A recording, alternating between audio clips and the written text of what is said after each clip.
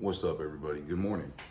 I'm done doing videos with editing and shit, I'm just gonna do them like this from now on. It's just easier for me. I got a fucking headache today. I got a couple meetings today. I'm having my second cup of coffee with you guys. It's 6:55 on January 4th, 2022, Tuesday. And today we're gonna be talking about the love of the fellowship. Now, fellowship can be anything. Your fellowship doesn't necessarily need to be NA. Your fellowship can be your family, your friends. It could be the people at your gym, at your club, at your organization, wherever your fellowship is. Let's real quick, give me 1 second. We're gonna look up the definition of fellowship. So, fellowship, by definition, is fellowship definition. So a fellowship is a friendly association, especially with people who share one's interests. So in this case, we're talking about people who share the interest of recovery or trying to overcome addiction. That's what we're talking about here. My dog, gotta let my dog out. Go outside.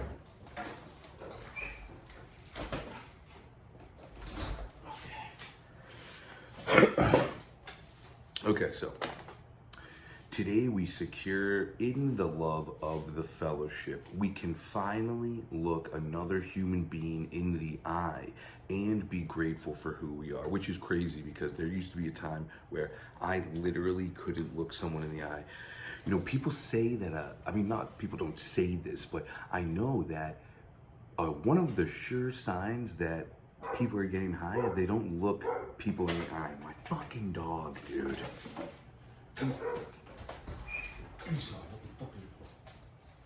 Just let you know, son. So why wouldn't an addict look someone in the eye? Dude, I'm not gonna look you in the eye. My eyes are pinned, they're bloodshot, whatever the case may be. Can't even keep them straight, So I'm not gonna look you in the eye. I don't wanna look you in the eye. And people will avoid eye contact. Sure sign of someone who is addicted to something is they will avoid eye contact. Now, what they're saying is when we get sober, we can finally look someone in the eye. Like, we enjoy looking at people in the eyes. It's a whole new thing. So yeah, if you want to know if someone's addicted to a drug or high, they may avoid eye contact. They may have, because of bloodshot eyes, pin eyes, or whatever the case may be. If you haven't done so already, do me a favor, like, subscribe, follow. I'm going to be posting these videos every day to do the just for today with you guys. So if you're following along, you can get the basic text, which is literature that we use, and this is on page 92. When we were using, listen up, few of us could tolerate looking someone in the eye. We were ashamed of who we were. So most of the time, I can't look someone in the eye because I'm ashamed of what I did. The eyes tell the truth, as they say. Our minds were not occupied with anything decent or healthy, and we knew it. Like, looking at me in the eyes are the gateway to the soul, and you can tell that my soul is not good right now. So I'm not gonna look you in the eye. Our time, money, and energy weren't spent building loving relationships, sharing with others, or seeking to better our communities. So we weren't focused on bettering our communities. Our time, energy, money, these are all parts of commitment. So part of making a commitment means that you're putting yourself, your time, and your efforts into whatever activity or course of action you're committing to. So they're saying that in active addiction, we weren't really committing to good things. We weren't committing to healthy things like saving our community, bettering our relationships. We were trapped in a spiral of obsession and compulsion that went only in one direction, downward. So what happens is we become obsessed with these downward spirals. So we become obsessed with, for instance, cigarettes. Someone will become obsessed with cigarettes, and cigarettes does nothing but just spirals us down.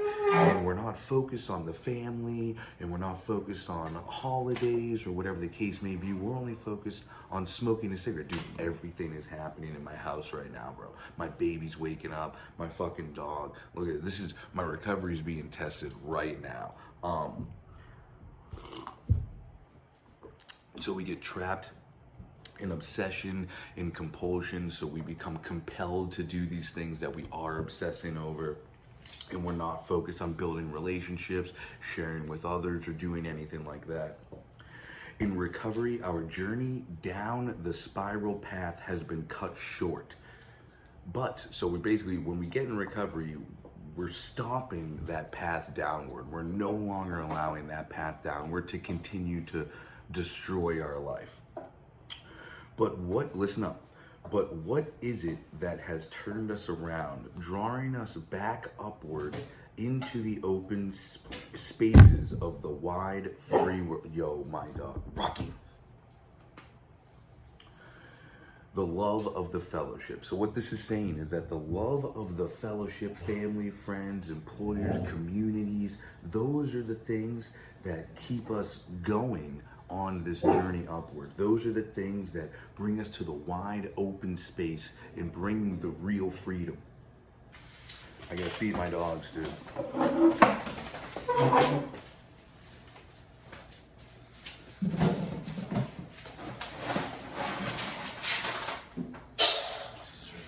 I can't get anything done in my house, dude.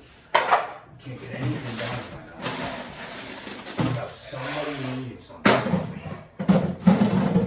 I can't do anything in my house without someone needing something. Oh, you know, but that's the opportunity that I have every day. I have the opportunity to help the people I love most that live with me.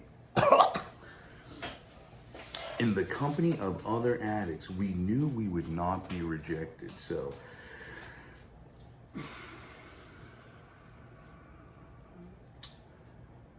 in the company of other addicts, we knew we would not be rejected, which was huge because we find ourselves being rejected everywhere else. We had burned every single bridge that we had other than this. And we find ourselves in this place not being rejected. By the example of other addicts, we were shown how to begin a positive part in the life around us. So how can we contribute to this fellowship? We start to see that this fellowship is helping us. Maybe we can help the fellowship. When we were unsure which way to turn, listen up. When we stumbled, when we had to correct a wrong we'd done, we knew the fellowship members were there to encourage us. So the fellowship members are there to encourage us through this because we know they've been there before. We know that they have the information that we can benefit from. And they love us just as much as we love getting the information from them. That love is always going to be nurtured, caring, nurturing, loving. It's going to be a beautiful message. It's never going to try to bring us downward. It's only going to try to bring us back upward. And that's in the fellowship, in the community that you choose and you guys share a common goal. So, for instance, let's say the fellowship is a gym, okay? And you decided to go to the gym and now you're on this upward spiral. The fellowship, the education they have, the love they have, when you come to them and they give you that information, that's going to give you the encouragement you need to keep it going. That is where we get our encouragement from, as it says here. Slowly, we've gotten the feel of our freedom. So it doesn't happen overnight. It's not this fast thing. It's not this fast process that we feel freedom. It's a slow process, and slowly we begin to feel this freedom.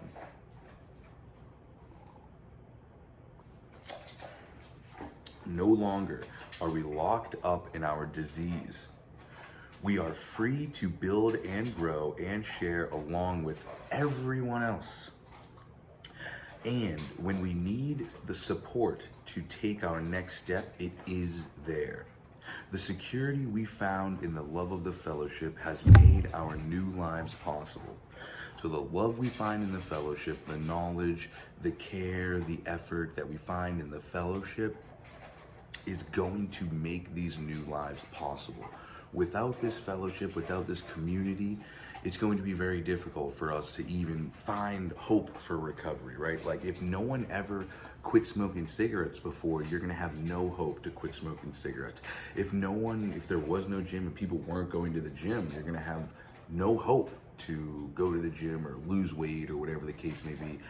If this is an unsuccessful cancer treatment, I doubt that you're going to have any hope that this cancer treatment is going to work, okay?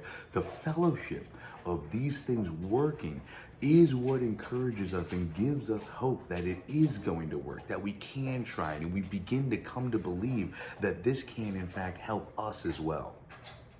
So, just for today, I can look anyone in the eye without shame. I am grateful for the loving support that has made this possible.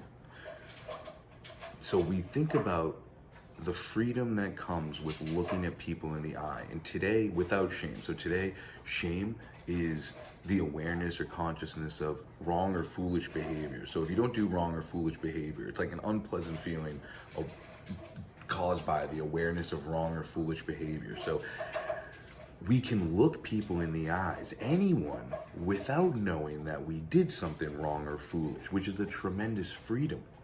And today we are grateful that the support that we got throughout our recovery, throughout this process, helped us form this ability.